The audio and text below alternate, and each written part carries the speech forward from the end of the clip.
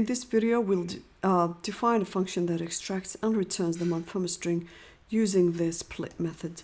So we've got a function that hasn't been filled up yet, but we've actually called the function. And here, what we have is we've asked the user to enter a date in this format and capture the results in a variable called user entry. And what we then did was we passed it into this function, which was meant to return a month that we capture in a variable that we print. So here is how we want to use the split method to only get the month that is sitting in here. So if we say dot split, we want to specify what we want to split by. So here, if the user follows this format, then we can split by the hyphen. So when we split by the hyphen, this is going to return a list. So we need to put that list in a variable called, and we can call it whatever you want. So I'm going to call mine date list because it's kind of relevant to what is happening.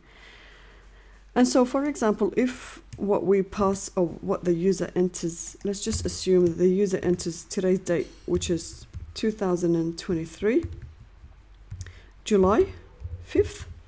That's today. So if that's what's being passed in as user entry. So what's really going to happen here is date list, I'll put that in as a comment. Date list is actually, the first index of date list will hold the year, which is 2023. And let's just copy that for easier editing. The second value of the list and the third, so the second will actually have July, which is 07, and the third value will have the day, which is 05. So now what we want to do is we want to extract only the second value, which is the month.